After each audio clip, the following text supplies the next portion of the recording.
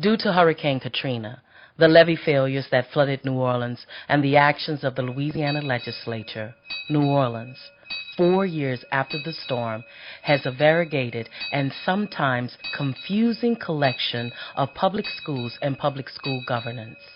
All of the post-Katrina public schools in New Orleans, whether they are a part of the Orleans Parish School Board, the Recovery School District, or independent, charter, or traditional, all have been influenced by the history of public education in this city, and all are part of a grand opportunity to reshape a city by providing quality education for all children.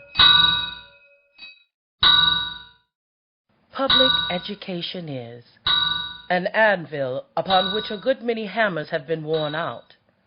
A weary New Orleans public school superintendent, William O. Rogers, wrote these words in his 1884 annual report.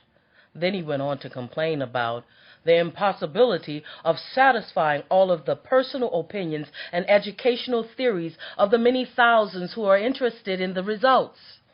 Our organized system of public schooling was only 43 years old when William O. Rogers made his comments.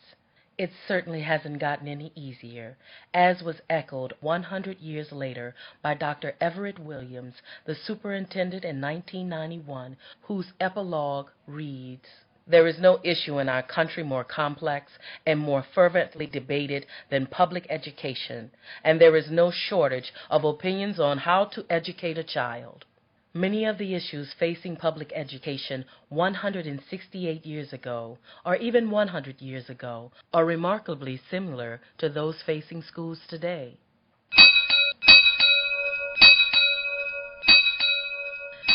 Speaking of the difficulties faced by board members in 1879, Superintendent William O. Rogers observed that it cannot reasonably be expected that gentlemen, having no other interest than the gratuitous discharge of public duties, will be willing to assume positions of directors of public schools, to the neglect of their private affairs, when the only return is to bear the odium of wrongs which they did not create, and which they cannot redress, and to incur responsibilities which they are powerless to meet.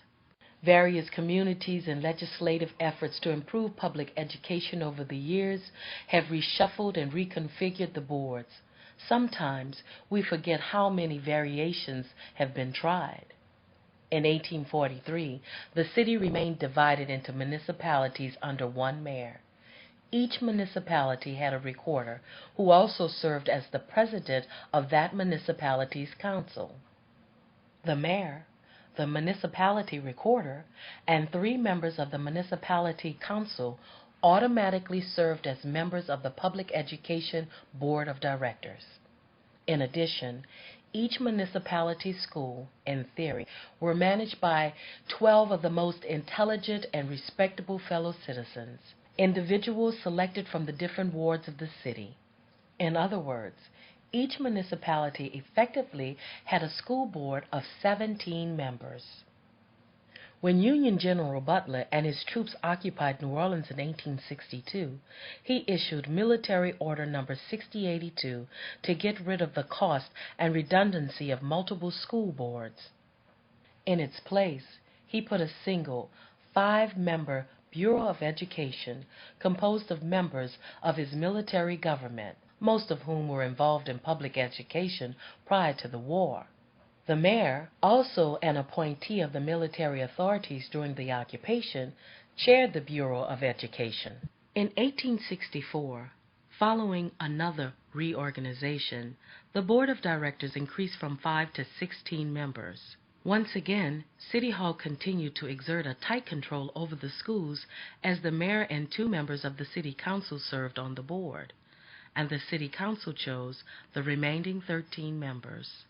Throughout the period of Reconstruction, political partisans engaged in a non-stop tug-of-war for control of local public education.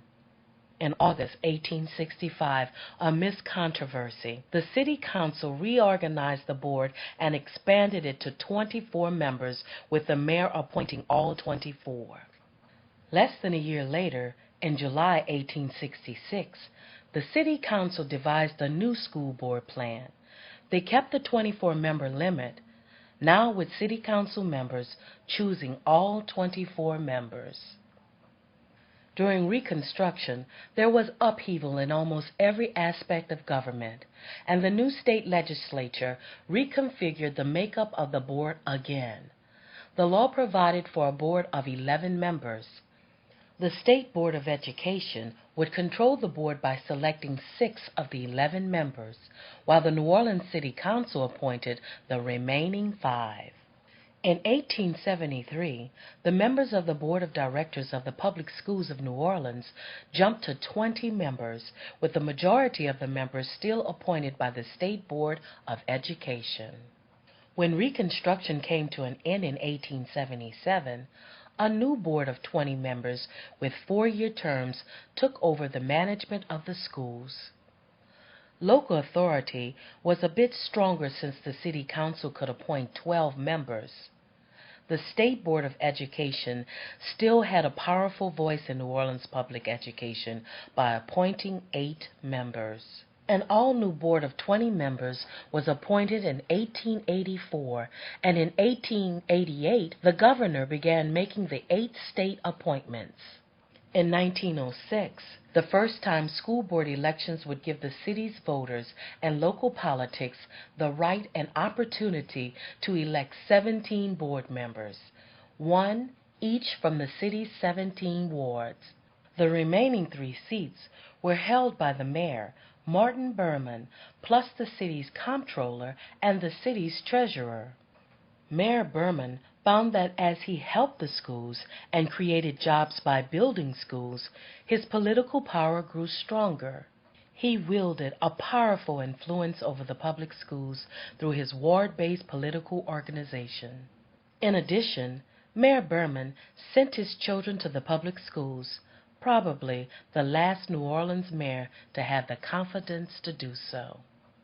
In 1912, the state legislature took action and dismantled the ward-elected school board and created a 5-member school board to be elected citywide. At the state level, some may have believed that the popular Mayor Berman would no longer be able to control the board with his ward-based political organization, but they were wrong. The New Orleans public schools were officially separated from the city government as a result of constitutional amendments, which gave the school district its own funding source. And in 1916, the title Board of Directors of the Public Schools of Parish of Orleans changed to the more familiar Orleans Parish School Board, and board members were given 6-year staggered terms, so they could not be replaced at one time by political forces associated with one mayoral candidate or another. The change made to the board in 1916 lasted 72 years, until in 1988 a new constitutional amendment provided for a 7-member board, with 5 of the members representing districts and 2 members running citywide. The often changing structure still was not settled, and while the present board configuration continues the 7-member board, it eliminated the at-large seats, creating 7 school board districts, and changed the terms of office to 4-year concurrent terms. Since that time, a whole new set of educational directors can be voted in every 4 years, directly affecting, even shortening, the tenure of superintendents. The city of New Orleans was no longer responsible for establishing, supporting, and maintaining the public schools. Now, without the political clout of City Hall, the school board had to stand in a political arena and face its political problems alone, and members had to find ways to fund their own political campaigns, a probable source of conflict and competition among board members that has nothing to do with quality schools. Dr. Everett Williams, the first African-American superintendent for New Orleans schools, expressed his frustration about school politics at the end of his term. There is a tremendous amount of political pressure exerted on school administrators and school board members to favor certain vendors over others. History has shown that sometimes educational leaders have been able to withstand such pressures and make proper decisions, as at other times they have sold the trust of their office to the highest bidder. I would ask all stakeholders, all persons interested in public education today in New Orleans as well as in the future, to pay less attention to governance and governing structure. It's less about structure as it is about equality of education in terms of parental involvement, quality teachers, motivated students, sufficient, community resources, teacher salaries, safe, clean, modern, buildings.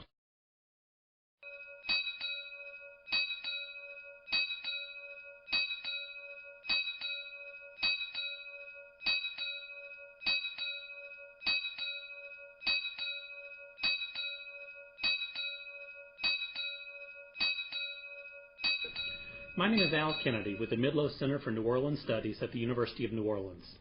Many of the materials used in this film came from the Orleans Parish School Board collection that is housed in the Louisiana and Special Collections Department of the Earl K. Long Library at UNO. This is a very rare collection, perhaps one of a kind in the United States. It was started in 1982, and if all the boxes were put end to end, it would extend the length of more than 5 football fields. That's all New Orleans public school history. Now, the important part of this collection is that all the material that was placed here prior to Katrina was saved. While many homes and schools suffered, this collection remained intact and allowed us to present the history of the public schools from 1841 because all of the records were available. So we're asking you, those of you who were involved with public schools, those of you who taught in them and attended them and worked in them, to consider leaving your materials and donating them to the University of New Orleans to be a part of this important collection. For more information, call the reference desk of the Louisiana and Special Collections Department in the Earl K. Long Library at 280-6544. Thank you.